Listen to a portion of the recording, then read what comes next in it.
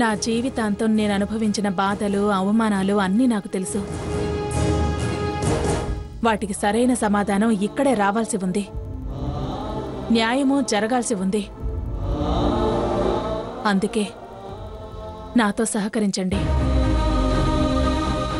లక్ష్మి అత్తయ్య గారు చాలా బాధపడుతున్నారు. ఆవిడ బాధ కన్నీళ్లు దేని గురించో నాకు తెలుసమ్మా. అవి ఎలా తొడవాలో కూడా నాకు తెలుసు. మీరేం భయపడకండి. ఈ పంతాలు పట్టింపులేంటో నాకు అర్థం కావడం లేదు. ఏరి కోరి తెచ్చుకున్న కోడలికి కష్టాలు కానుక ఇస్తానా? తన గౌరవం నీ స్థాయి పెంచాలనే నా తాపత్రయం.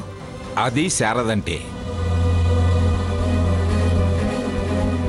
తన రాక వెనక ఆశయమే గాని ఆశ ఉండదు. ధర్మమే గాని స్వార్థం ఉండదనే నమ్మకం నాకుంది. అందుకే కారణం నేను అడగలేదు. మీరు భయపడి తన ధైర్యాన్ని సడలనివ్వకండి. రెండు భిన్న మనస్తత్వాల పెంపకం నిన్ను సాకేతిని చూస్తే స్పష్టంగా అర్థమవుతుంది. నాన్న రఘురాం, మొట్టమొదటిసారి నిన్ను చూడగానే ఏదో తెలియని ప్రేమ స్పందన నాలో కలిగాయి.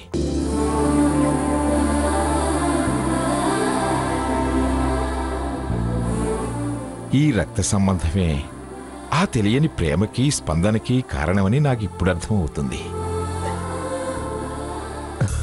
నాన్న. తాతయ్య,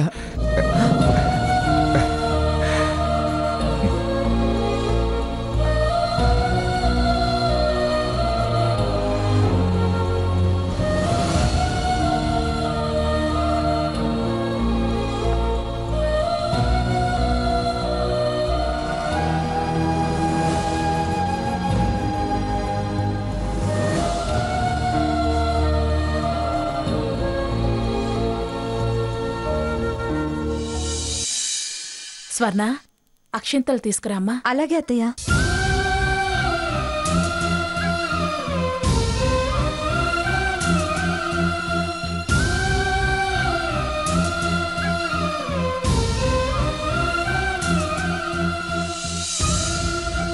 తాతయ్య, ఇదిగో. రఘు, తాతయ్య గారి ఆశీర్వాదాలు తీసుకోండి. రామ్మ సీత.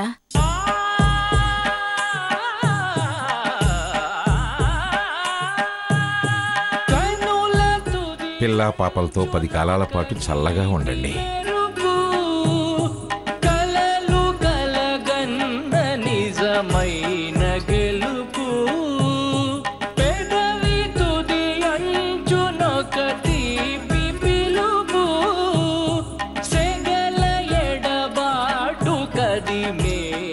రఘురాం, నీ రాక ఆ మనవడి పెంపకంలోని రాగిని తీసేయగలిగితే మేలిమి బంగారం లాంటి 2 మనవళ్లకు తాతగా పొంగిపోతాన్రా.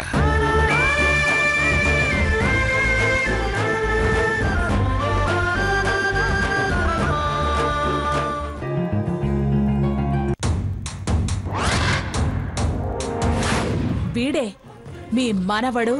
ఏనాటికైనా నేనేంటో వాడేంటో 10 మందిలో నిరూపిస్తానన్నాను.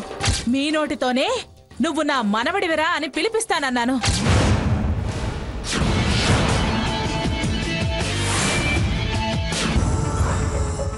ఇదేదో పెద్ద ప్లాన్తోనే ఇంటికొచ్చింది. అసలు లోపలికి రానిచ్చి తప్పు చేశాను.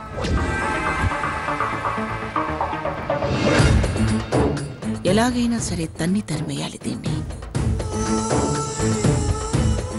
లేకపోతే నా మనవడు అన్యాయమైపోతాడు.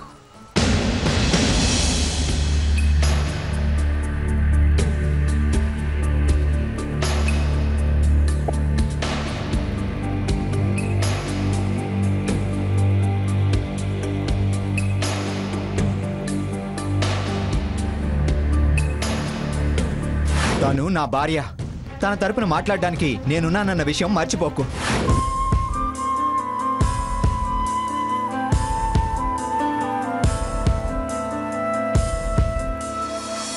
వీడు ఈ గడప దాటితే నేను ఇంట్లో ఉండను.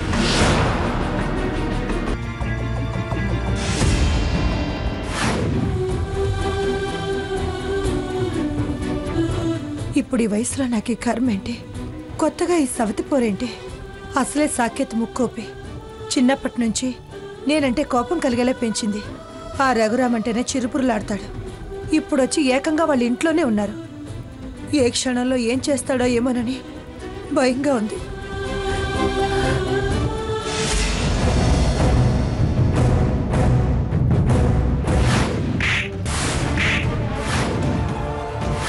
పిఠాపురం వారసుడు రేయ్, రాగి అన్నావంటే వరుస గుర్తొచ్చేలా వాయించాల్సి వస్తుంది.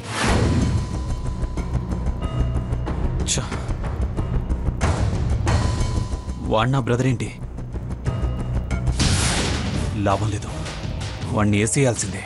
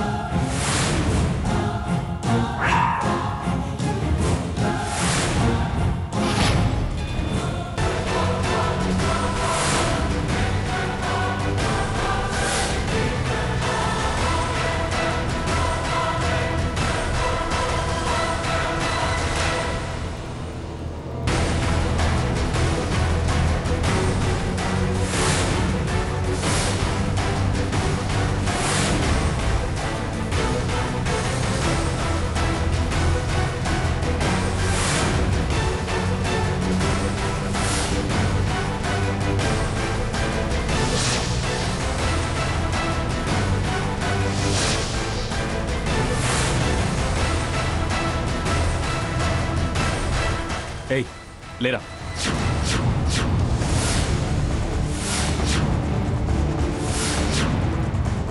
లే. ఎరా రాస్కెల్, నువ్వు నా అన్నవా? అది నా వదిన. నేనేమైనా నన్ను నా గ్రాని విడిపించుకొస్తుంది, నాకే శిక్ష పడకుండా కాపాడుతుంది. మరి నిన్ను? రేయ్ ఫూల్, ఏంట్రా నీ ఆవేశం? ఆవేశం కాదు, కసి. బేవార్స్ వేధవా, నువ్వు నాకు అన్నవేంట్రా? రేయ్, నీ తమ్ముడిగా బయట ఉండటం కన్నా హంతకుడిగా జైల్లో ఉండటం బెటర్.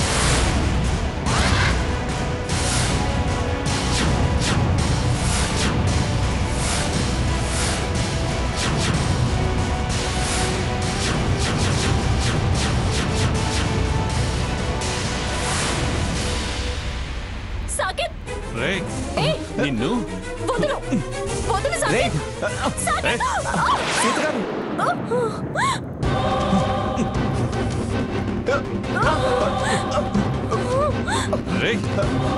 రే సాకేత్,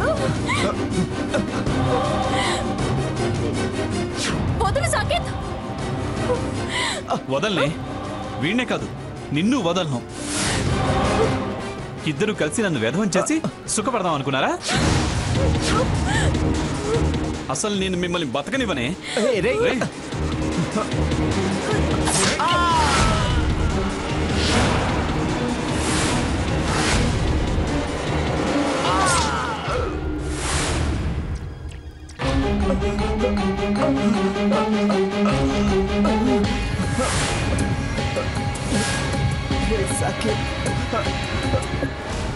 ఎంత పని చేసావురా?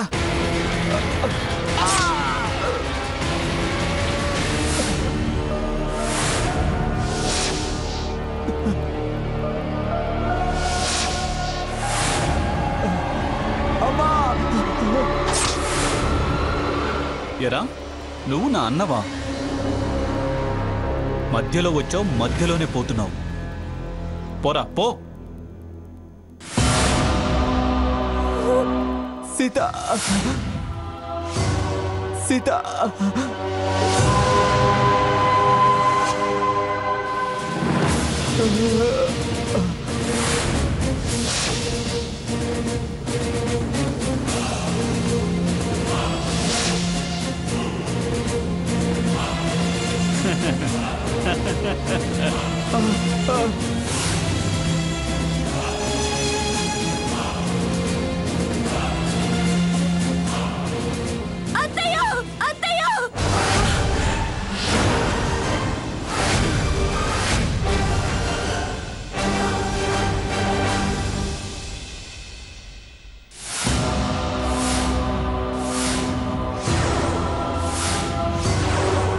ఏంటిది? ఇలాంటి కలొచ్చింది.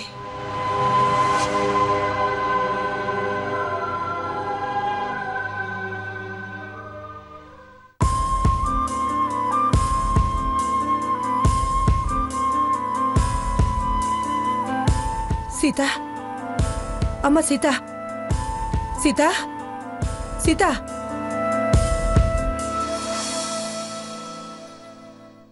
అత్తయ్య గారు, నీతో మాట్లాడాలి, రామ్మా.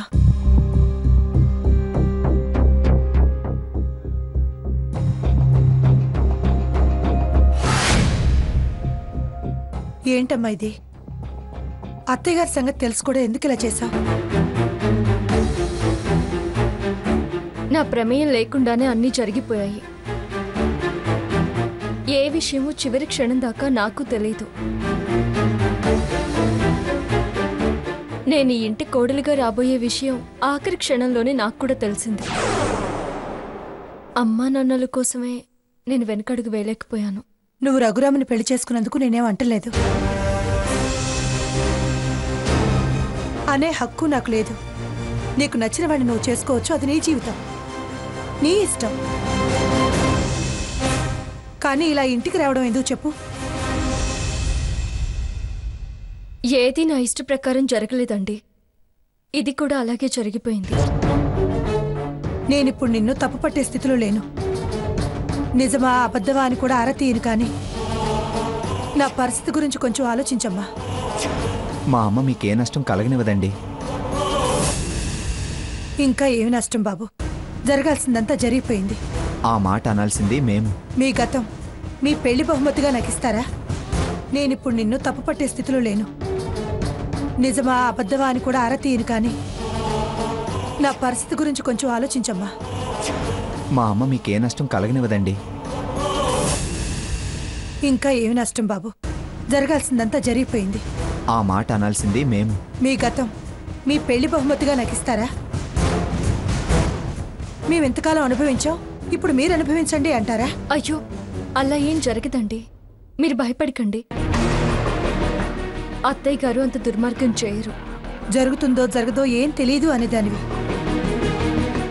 ఇలా జరగదు అని ఎలా హామీ ఇస్తావు సీత?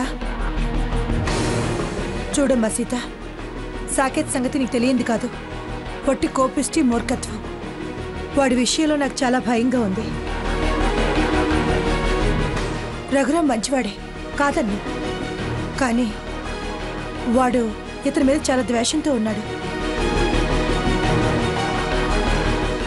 ఆ ద్వేషం పగగా మారి ఏ క్షణం ఏ అపకారం తలపెడతాడో అని భయంగా ఉంది.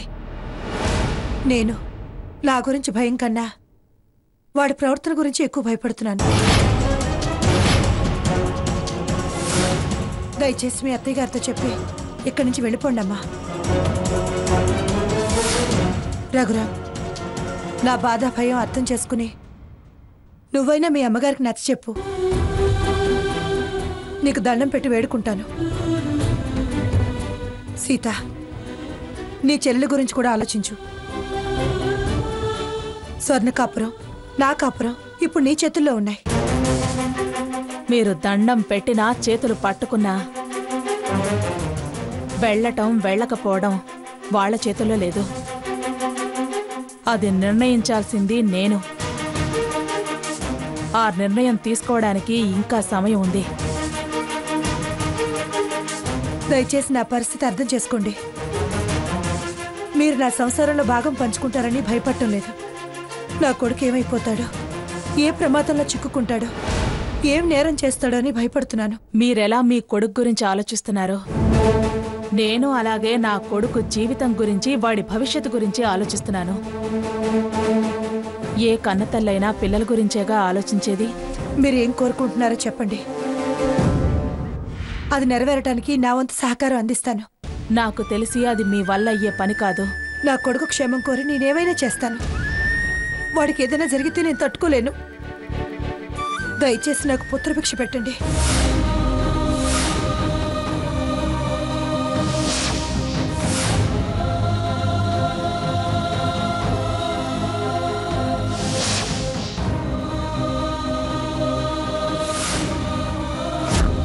దయచేసి నాకు పుత్రభిక్ష పెట్టండి.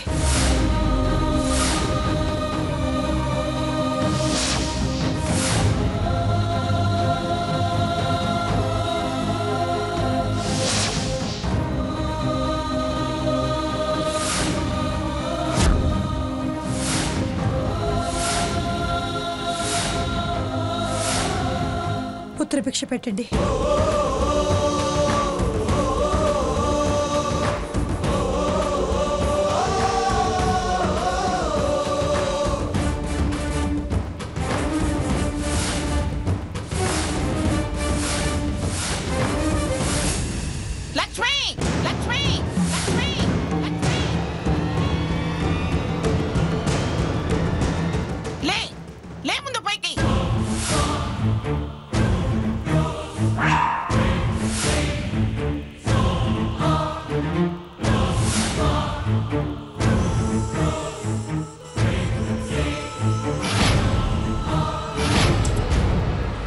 ఏమిటే దీని కాళ్ళు పట్టుకుని పుత్రభిక్ష పెట్టు, పతిభిక్ష పెట్టు అని ప్రాధేయపడుతున్నావు? నువ్వు తలొంచితే అది నెత్తికెక్కి కూర్చుంటుంది. మనం భిక్ష పడేస్తే తీసుకెళ్లేది అది నీకు భిక్ష పెట్టడం ఏమిటే? నీ స్థాయి నువ్వు తగ్గించుకుంటే నీ స్థానం పోతుందే పిచ్చి మొద్దు. నా కొడుకు నీ మొగుడు.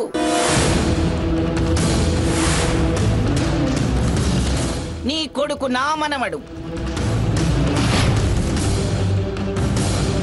నేనుండగా ఇది వాళ్ళని ఏమీ చెయ్యలేదు. తలొంచితే నేను నెత్తినెక్కడం కాదు, మీరు పాతాళానికి తొక్కుతారు. అందుకే నేను మీ ముందు ఇంతవరకు తల వంచలేదు. ఎప్పుడూ ఎలా మిమ్మల్ని దెబ్బతీయాలో నేర్చుకుంటూ బ్రతికాను. ఇవాళ నాకు అవకాశం వచ్చింది. అత్తయ్య గారు, నా బాధ మీకు అర్థం కావడం లేదు. మీరు మళ్ళీ పంతాలకు వెళితే నాశనం అయ్యేది నా జీవితం. నాకు అందరి బాధలు తెలుసు. నీకేం కాదు. నువ్వు ఏడవలసిన పని లేదు. దీని సంగతి నేను తేల్చుకుంటాను. ఏయ్ చెప్పవే, ఏం కావాలి నీకు?